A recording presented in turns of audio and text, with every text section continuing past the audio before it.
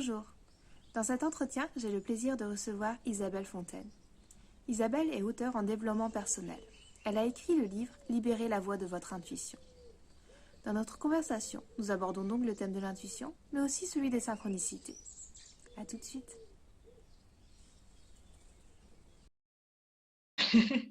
Bonsoir Isabelle, je suis ravie de vous recevoir. Vous êtes Isabelle Fontaine, vous êtes auteure du livre Libérez la voix de votre intuition. Et je vous avais connue aussi via votre blog Histoire d'intuition, qui est vraiment très bien fait, où on parle d'intuition, de synchronicité. Et j'avais envie de vous recevoir sur ce podcast pour aborder ces sujets.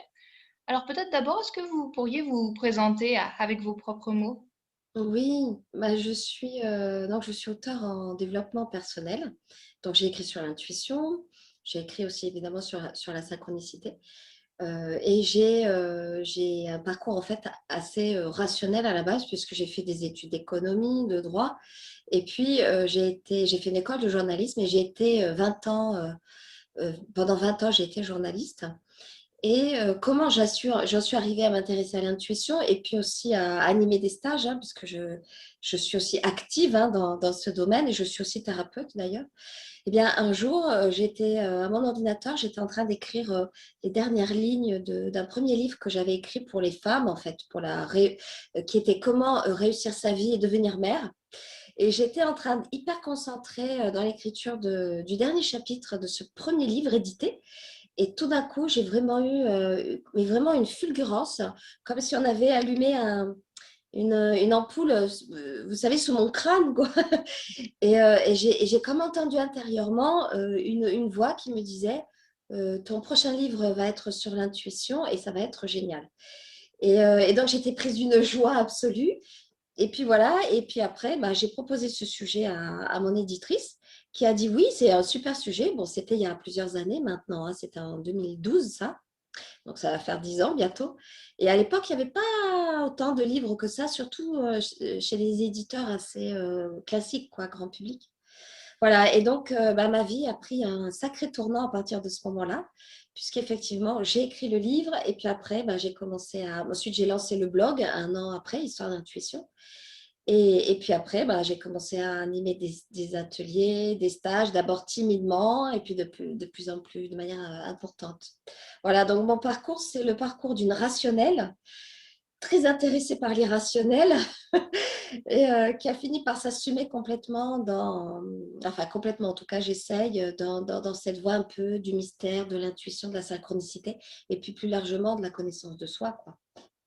Et ce pas, il a été facile à faire de passer de ce milieu rationnel à... Non. Non, ça a été très dur parce que j'avais énormément de peur personnelle, en fait. J'avais peur du jugement surtout. Et faut bien voir que j'étais dans des rails classiques, quoi. J'avais fait une école, j'avais fait des études à la fac de droit, d'économie, j'avais un diplôme, ensuite une école de journalisme reconnue par la profession. Donc, j'avais aussi le diplôme. Et puis après, je travaillais dans des journaux qui avaient pignon sur rue, quoi. J'ai travaillé pour le Nouvel Observateur, j'ai travaillé pour le Figaro, j'ai travaillé pour toutes sortes de magazines. Et donc, j'avais une certaine, on va dire, étiquette sociale quand j'étais en société, quand je rencontrais des gens. Qu'est-ce que tu fais dans la vie? Bah, je suis journaliste, c'était facile à dire. Et puis tout d'un coup, d'écrire sur un sujet comme ça, sur l'intuition, ça devenait vraiment suspect. Et donc, j'ai eu ce tournant, il a vraiment été difficile pour moi parce que j'étais mon propre frein, en fait, des peurs de jugement, des peurs de ce que les autres allaient penser de moi, allaient dire de moi qu'en gros, j'étais folle, quoi, parce que je m'intéressais à des choses trop bizarres. Et puis finalement, bah, évidemment, tout ça, c'était des freins que je me mettais moi-même, puisqu'en réalité, tous ces sujets me passionnaient depuis toujours, mais je ne voulais pas vraiment me l'avouer. Et ensuite, et puis également, tous ces sujets, c'est moi, puisque en fait, quand j'ai repris mon histoire après, je suis très intuitive. Et déjà, quand j'étais adolescente, j'avais un jeu de tarot et je tirais les cartes à des copines comme ça le mercredi.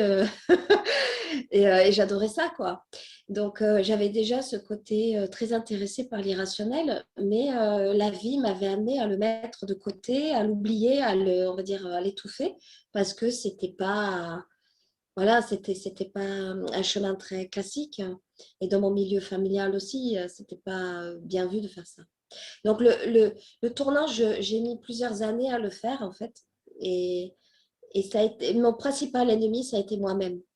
Parce que finalement, les autres les gens, quand j'ai commencé à toquer à des portes pour aller interviewer des gens sur l'intuition, parce que le livre, je l'ai fait comme une journaliste au début, c'est-à-dire que je suis vraiment allée interviewer des gens, ben, les gens étaient très heureux. Là, j'ai interviewé des femmes politiques, des entraîneurs de foot, des chefs d'entreprise. Enfin, j'ai vraiment interviewé plein de gens très différents. Et à chaque fois, les portes s'ouvraient très facilement et on m'écoutait. Et jamais on m'a jugé, en fait. Donc, le jugement, c'était plutôt moi qui me l'appliquais à moi-même.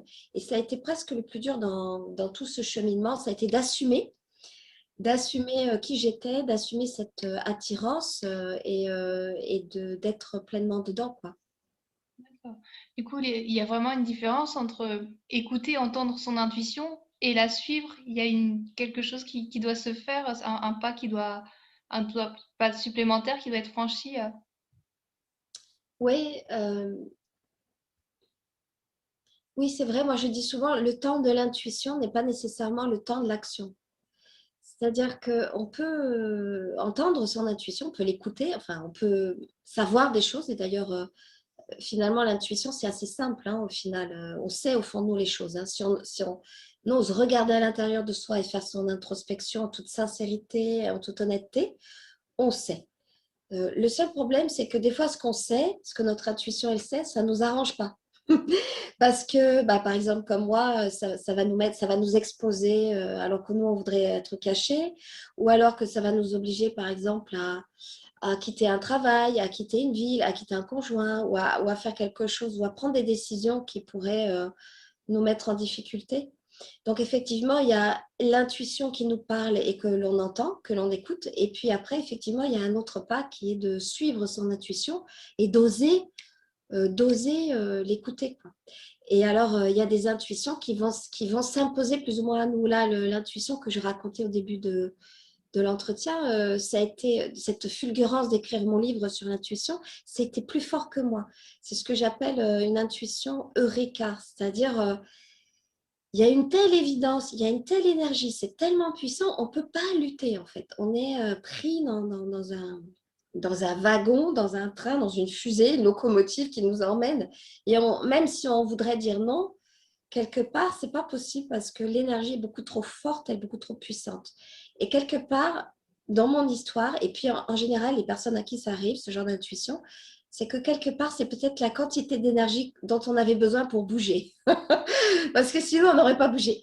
Moi, peut-être que si j'avais pas eu ça, je serais toujours en train d'écrire des articles pour des journaux.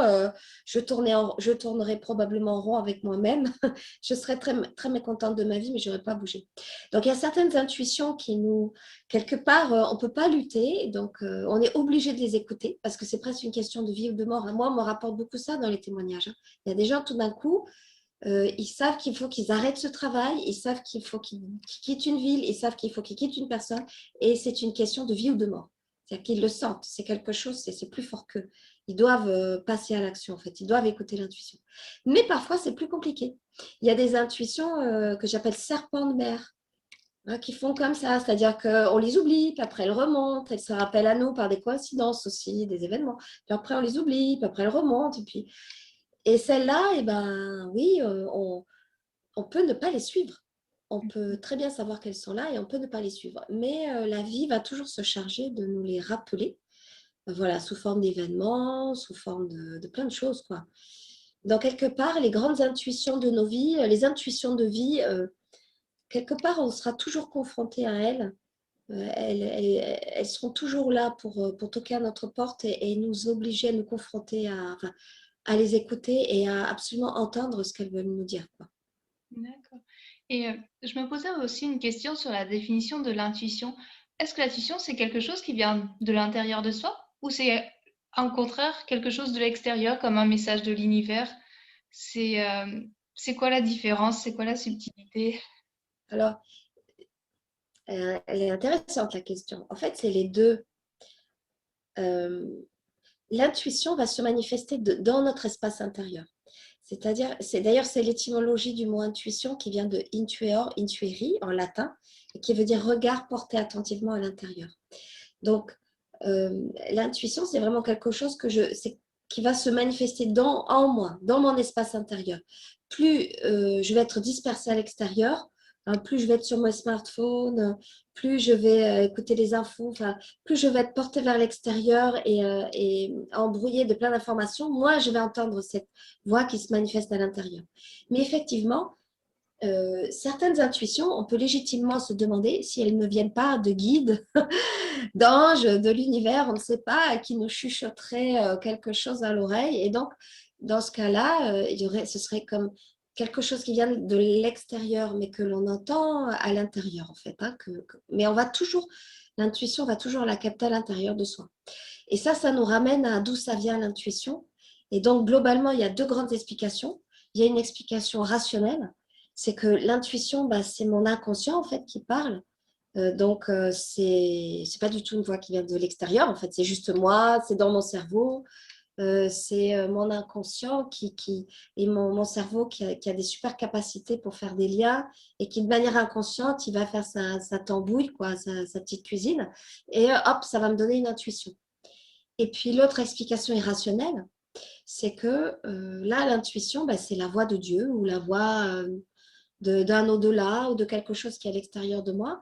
Ou alors, c'est même la voix de ce qui me permet d'être en communication avec d'autres personnes. C'est ce qu'on appelle la communication d'inconscient-inconscient ou la télépathie. C'est-à-dire que des fois, je vais capter des messages ou des choses ou des pensées et ça ne vient pas de moi, en fait. Ça vient d'autres personnes, soit des proches en général, c'est souvent des proches.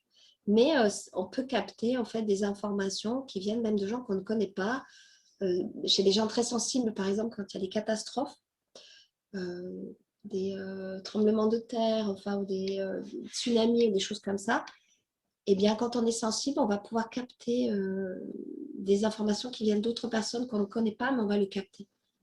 Donc, voilà, c'est un mélange des deux. C'est un mélange des deux. D'accord, merci. Oui, c'était un petit peu cette idée que j'avais en tête. On a tous entendu des histoires de personnes qui sont pas montées dans le train parce qu'une petite voix leur a dit non, c'est pas le bon train, puis le train a eu un accident. Donc, je trouve ça intéressant, cette façon, ces différentes sortes d'intuition et la façon dont vous les présentez. Et il y a des choses qu'on peut faire pour être plus à l'écoute de ces intuitions, de ces messages. Oui, alors la première chose, j'y faisais référence juste avant, c'est pour être plus connecté à son intuition et même à la synchronicité, hein, qui sont ces coïncidences, ces hasards bizarres, mais qui sont directement en lien avec l'intuition. Hein. Plus j'écoute mon intuition, plus je vais vivre des coïncidences qui vont me guider sur mon chemin. Hein. L'intuition, c'est le guide intérieur et la synchronicité, le guide extérieur. De manière générale, quand on va vouloir être plus à l'écoute de son intuition et de la synchronicité, il va vraiment y avoir besoin d'avoir une hygiène de vie mais corporelle, hein, physique, une hygiène de vie et psychique, une hygiène de vie émotionnelle, une hygiène de vie physique. Qu'est-ce que ça veut dire? Ça veut dire que la première chose, c'est de comprendre que si on est en permanence tourné vers l'extérieur, envahi d'informations, si on passe son temps à regarder les informations, à regarder son smartphone, à être sur les réseaux sociaux sans arrêt, à interagir, si on passe son temps à regarder des séries, enfin si on est en permanence en fait, si on se remplit en permanence d'informations qui viennent de l'extérieur, on ne pourra pas faire la place à l'intuition et à la synchronicité. Donc, il y a vraiment une hygiène de vie à avoir. Et une des premières choses concrètes que moi, je dirais, c'est déjà d'enlever toutes ces alertes sur les smartphones. Parce qu'à chaque fois qu'on est interrompu, on est retiré de nous-mêmes aussi. À chaque fois qu'on doit répondre à une notification ou à un message, et on peut devenir complètement envahi. Donc ça, c'est un des premiers conseils, mais en fait, c'est vraiment la base, en fait. Et on ne peut pas décemment faire développer son intuition si on n'a pas cette hygiène de vie, d'avoir des moments d'intériorité. Donc, ça veut dire vraiment se calmer sur les réseaux sociaux, sur les smartphones, sur les écrans de manière générale, de mettre le haut là. Moi, par exemple, j'ai écrit d'ailleurs un petit livre sur ça qui s'appelle le guide de Digital Detox. Un jour, j'ai viré la télé, en fait, parce qu'on la regardait beaucoup avec mes enfants et je me suis rendu compte que ça me prenait énormément d'espace dans ma tête. Et ça a été un moment très important. Hein, donc, je n'ai pas de télé, ça fait 10 ans maintenant. Ah, ouais, ça va faire presque 10 ans. Et je m'en porte très bien. Et ça ne me viendrait même pas à l'idée d'avoir la télé aujourd'hui. Je trouverais ça aberrant, en fait. Pour moi, ça ne veut pas dire que je ne regarde pas. Des fois, je regarde des émissions sur Internet et tout, enfin, de la télé sur Internet. Mais j'ai vraiment gagné énormément en retirant la télé de chez moi. J'ai gagné en alignement intérieur, en calme, en paix, en communication avec moi-même et avec les autres. Et puis, l'hygiène de vie aussi, c'est voilà, avoir une routine d'intériorité, par exemple faire du yoga, faire du qigong, aller nager, aller courir, passer du temps seul avec soi pour s'écouter. Donc, plus on va être à l'écoute de notre espace intérieur, vraiment dans un moment de calme, dans des moments de calme, ben plus on va entendre, plus on va être aligné avec soi et plus la synchronicité aussi va se manifester pour nous guider. D'accord. Vous parliez que lorsque vous avez commencé à vous intéresser à l'intuition, c'était un sujet qui n'était pas trop connu, Ouais. dont on ne parlait pas trop. Est-ce que vous pensez c'est vrai qu'on en parle plus maintenant, mais d'un autre côté, on est aussi beaucoup plus bombardé d'informations, donc c'est peut-être aussi plus difficile de s'y relier. Je ne sais pas ce que vous pensez de... Ouais, c'est intéressant. Oui, ouais, c'est vrai, vous avez raison. C'est vrai que moi, en 2012, quand j'ai eu cette intuition fulgurante d'écrire un livre sur l'intuition, alors moi, je pense que c'était un petit message de là-haut, je ne sais pas. C'était tellement étrange et tellement lumineux et tellement sorti de nulle part que j'ai un soupçon, j'ai un fort soupçon. Mais effectivement, en 2012, évidemment, on parlait de l'intuition, mais c'était vraiment les boutiques ésotériques. Hein. C'était à Paris, il y a quelques librairies ésotériques là dans le 5e et tout. C'était les boutiques, les librairies où on rentrait en regardant à droite, à gauche si personne nous avait vus. Et on allait en cachette feuilleter des livres sur l'intuition ou on commençait à vraiment à commander sur Amazon ou autre pour pas qu'on nous voit, etc. Donc en 2012, c'était quand même encore ça. Évidemment, il y avait des livres sur l'intuition, mais pas du tout dans les auteurs, comment dire, chez les éditeurs grand public. Aujourd'hui, et vous avez raison, mais il y a tous les éditeurs grand public, tout, de Albin Michel, Larousse, en fait, tous, tout. Alors on y va, l'intuition, les guides, les vies antérieures, les soins énergétiques, enfin tout est là, les cristaux, l'astrologie, enfin. Donc il y a une sorte en quelques années, en 10 ans quasiment, une libération fulgurante de tous ces domaines. Moi, je me souviens, donc mon premier livre sur l'intuition a été publié chez Erol. Chez Le Duc. Erol, c'est mon éditeur actuel. Chez Le Duc. Et chez Le Duc, quand j'ai parlé de ce sujet, de ce livre sur l'intuition, on m'a dit oui, d'accord, mais surtout, ne fais pas de l'éso. Éso, ça veut dire ésotérique. Ça, c'était en 2012. Et là, il y a un an, Le Duc a lancé une collection ESO. Et quand j'ai vu ça, je me suis dit, ah oui. Donc voilà, on est passé de surtout pas ESO à une collection entièrement ESO qui s'appelle ESO. Quoi. Et, et donc effectivement, c'est intéressant votre remarque parce que il y a effectivement maintenant foison. Il y en a partout, partout, partout, partout. Et effectivement, on peut être submergé d'informations et on peut aussi avoir du mal à trouver sa voie là-dedans. Quel est le bon livre? Quel est le bon auteur? Quelle est le bon enseignement pour moi? Parce qu'on n'est pas tous pareils. On va être sensible à une approche plutôt qu'à une autre. Donc effectivement, il peut y avoir aussi un trop plein d'informations. Et dans ces cas-là, eh bien, je crois qu'il faut aussi s'écouter et mettre, voilà, et mettre une distance, assouvir sa curiosité. Et puis quand on sent que c'est bon, bah, on arrête. Parce qu'en réalité, l'intuition n'a pas besoin de bouquin. Euh, L'intuition, c'est quelque chose qu'on a en soi et qui est extrêmement simple. Et c'est parce que c'est extrêmement simple que ça devient extrêmement compliqué parfois. C'est qu'il suffit de s'écouter. Si franchement, aujourd'hui, une personne qui a envie de se connecter à son intuition, comme je le disais avant, retire la télé, arrête les réseaux sociaux ou fait le minimum, hein, passe beaucoup de temps à méditer ou à aller marcher ou à passer du temps avec elle-même, mais l'intuition, elle va jaillir d'elle-même en fait. Ce sera une source qui sera directement accessible. Il n'y a pas besoin d'en faire plus en réalité. D'accord. Et le but ultime de l'intuition, ça serait quoi? Ça serait de se réaliser pleinement? Ça serait de réaliser de grandes choses? Ou au contraire, ça serait de mener une vie paisible? Il y a peut-être différentes buts aussi à l'intuition, je ne sais pas trop. Hmm. Bah, l'intuition, c'est la petite voix à l'intérieur de moi qui va me guider vers qui je suis. C'est la même chose pour la synchronicité.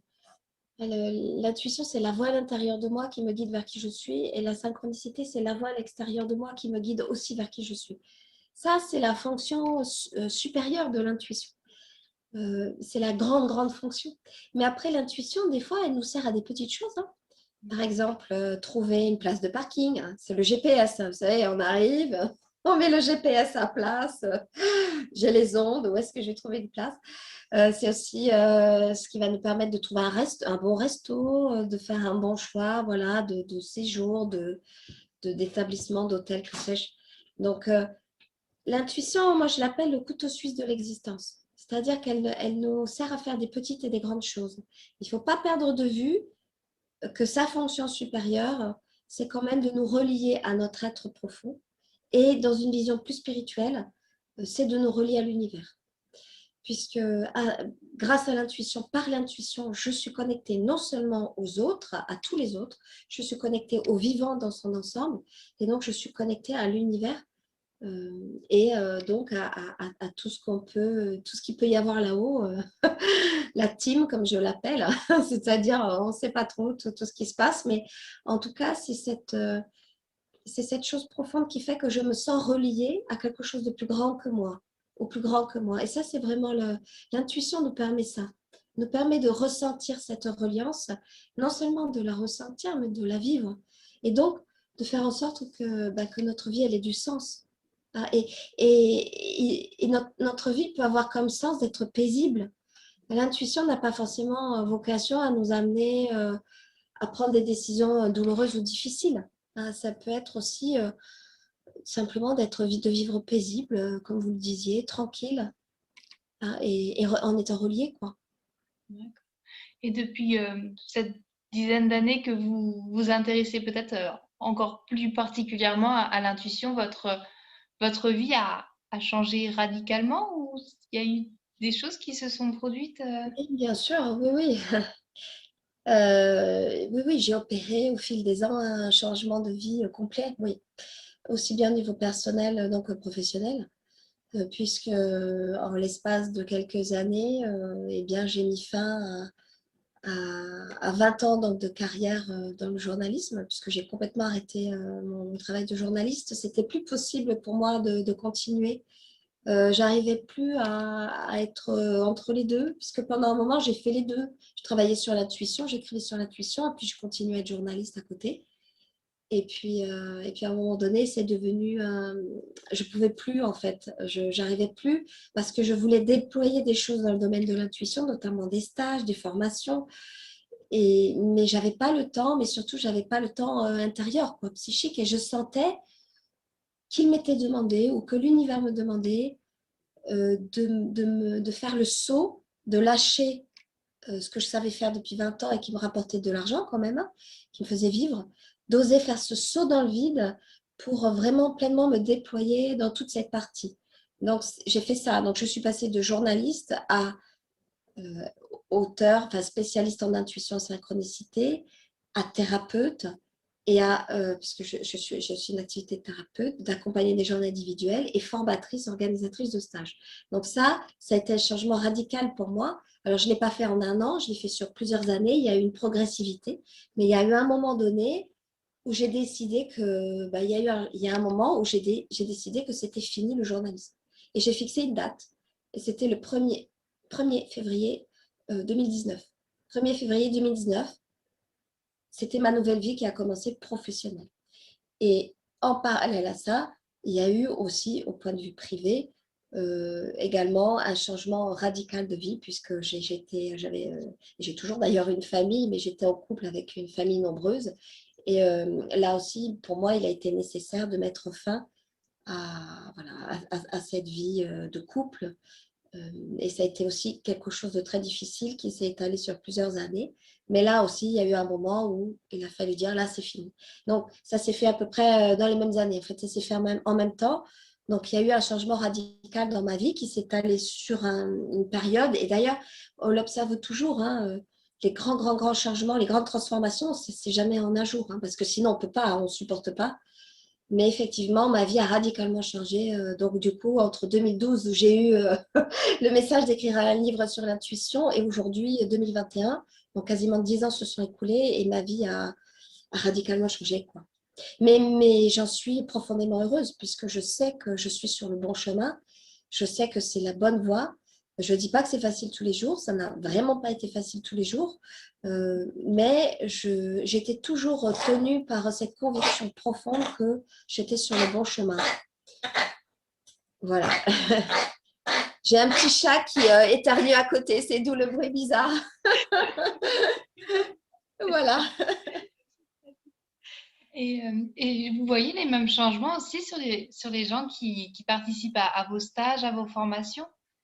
Ils entreprennent un chemin Alors très souvent, changement.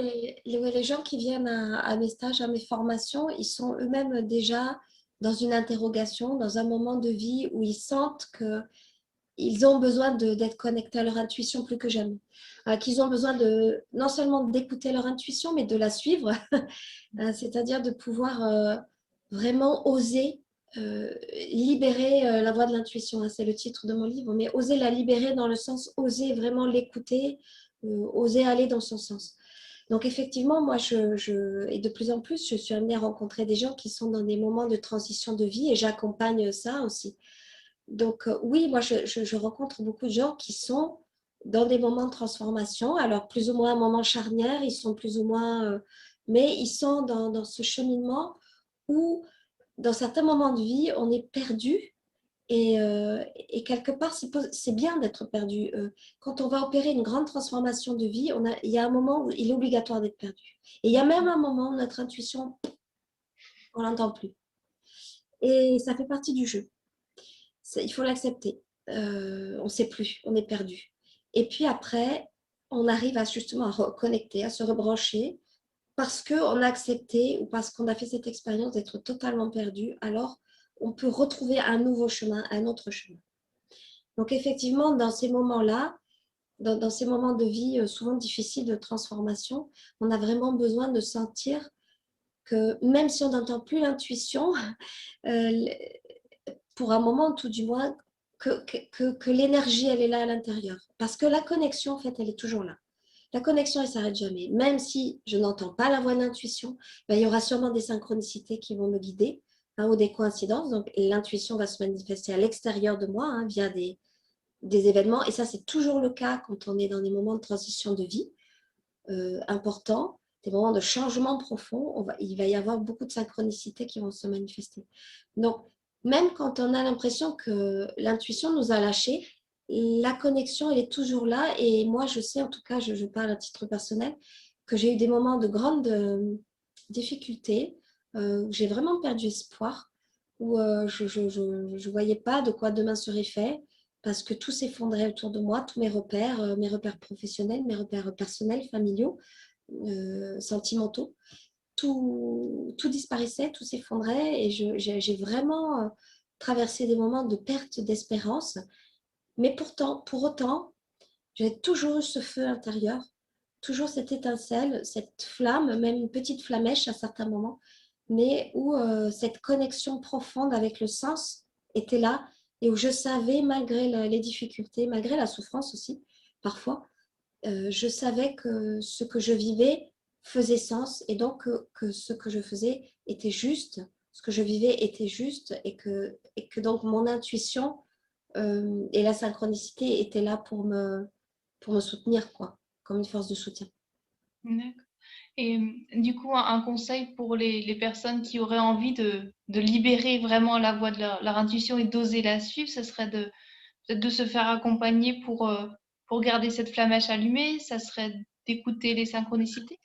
Oui, alors de manière générale, moi je conseillerais toujours pour les gens qui sont vraiment dans un moment de transition de vie et dans lequel ils souffrent, ou vraiment qui se sentent perdus, de demander de l'aide. Ça, c'est basique. Alors, ça peut être un psychothérapeute, un thérapeute, ou aller dans un groupe pour faire un stage dans lequel on va être enveloppé avec d'autres gens et on va vivre des choses qui font sens. Donc, ne pas rester seul.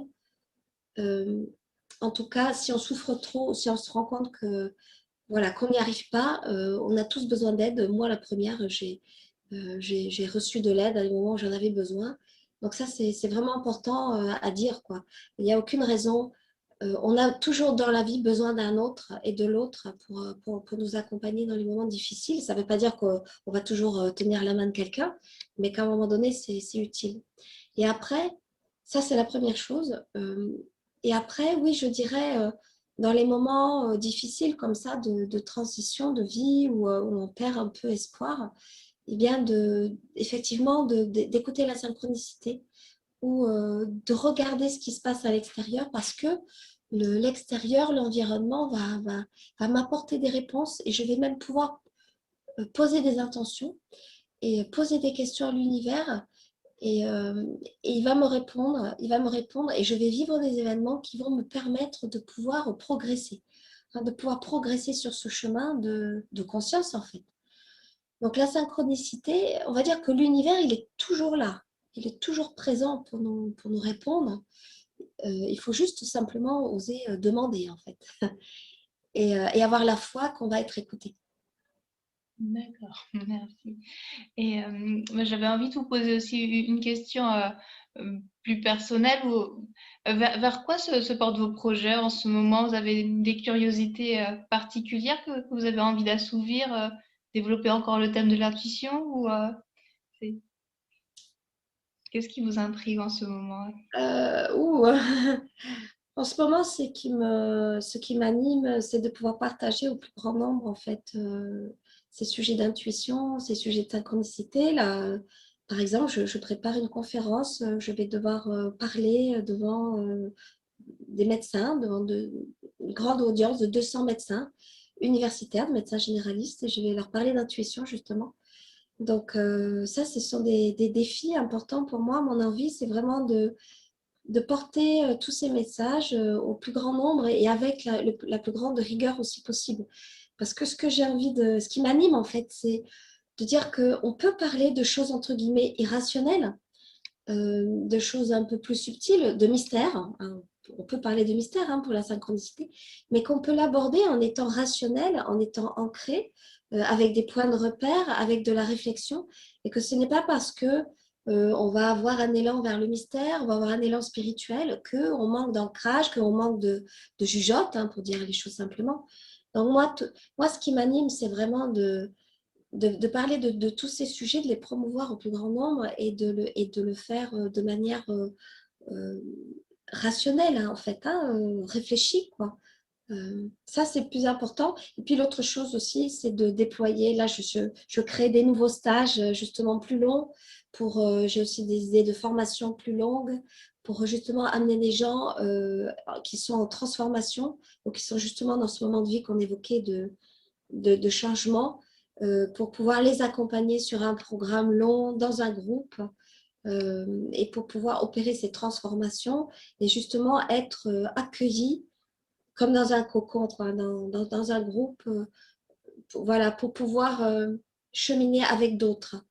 Pas être seul en fait, parce qu'en fait on n'est jamais seul, on est avec l'univers, on est avec soi déjà, c'est déjà pas mal, ensuite on est avec l'univers, mais il y a des moments où on peut vraiment se sentir abandonné et enfin on peut se sentir seul. Moi j'ai vécu ça beaucoup et j'en ai beaucoup souffert d'une forme de solitude et j'ai vraiment envie aussi de pouvoir accompagner les gens dans ces moments-là pour justement sentir qu'on n'est pas seul et on peut s'entraider du moment qu'on en fait la démarche, quoi.